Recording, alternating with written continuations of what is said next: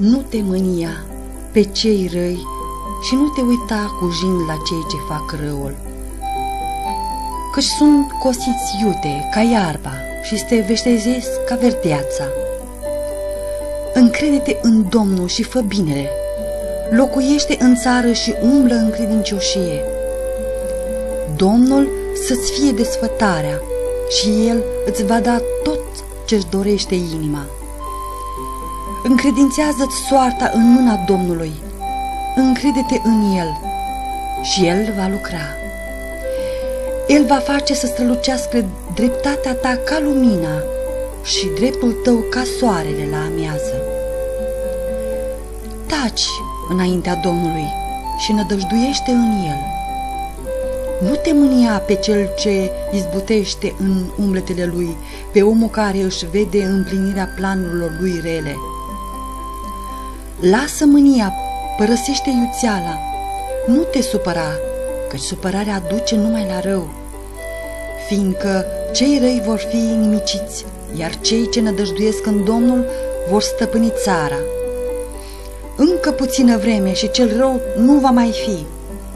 Te vei uita la locul unde era și nu va mai fi. Cei blânzi moștenesc țara și au belșug de pace. Cel rău face la planuri împotriva celui neprihănit și scrâșnește din dinți împotriva lui.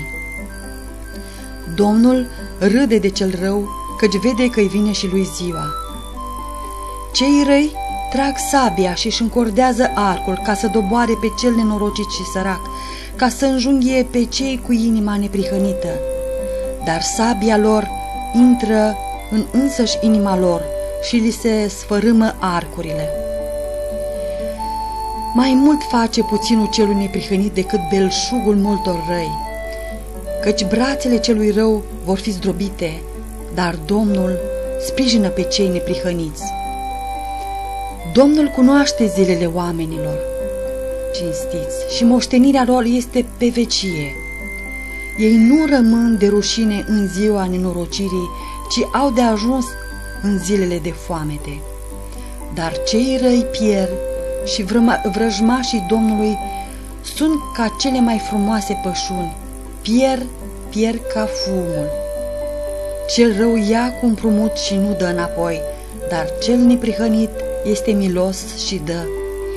Căci cei binecuvântați de Domnul stăpânesc țara, dar cei blestemați de El sunt nimiciți. Domnul întărește pașii omului când îi place calea lui. Dacă se întâmplă să cadă, nu este doborât de tot, căci Domnul îl apucă de mână. Am fost tânăr și am îmbătrânit, dar n-am văzut pe cel neprihănit părăsit, nici pe urmașii lui cerșindu-și pâinea, ci el întotdeauna este milos și dă cu împrumut și urmașii lui sunt binecuvântați. Depărtează-te de rău, fă binele și vei dăinui pe vecie, căci Domnul iubește dreptatea și nu părăsește pe credincioșii lui. Totdeauna ei sunt sub paza lui, dar sămânța celor răi este nimicită. Cei neprihăniți vor stăpâni țara și vor locui în ea pe vecie. Gura celui neprihănit vestește înțelepciunea și limba lui trâmbițează dreptatea. Legea Dumnezeului său este în inima lui și nu îi se clatină pașii. Cel rău pândește pe cel neprihănit și caută să-l omoare, dar Domnul nu-l lasă mâinile lui și nu-l osândește când vine la judecată. Nădăjduiește în Domnul, păzește calea lui și El te va înălța ca să stăpânești țara, vei vedea pe cei răi nimiciți. Am văzut pe cel rău în toată puterea lui, se întindea ca un copac verde, dar când am trecut a doua oară, nu mai era acolo. L-am căutat, dar nu l-am mai putut găsi. Uită-te bine la cel fără prihană și privește pe cel fără vicleșug, căci omul de pace are parte de moștenitori. Dar cei răzvrătiți sunt nimiciți cu toții, sămânța celor răi este prăpădită. Scăparea celor neprihăniți vine de la Domnul. El este ocrotitorul lor la vremea necazului. Domnul îi ajută și îi izbăvește de cei răi și scapă, pentru că se încrede în El.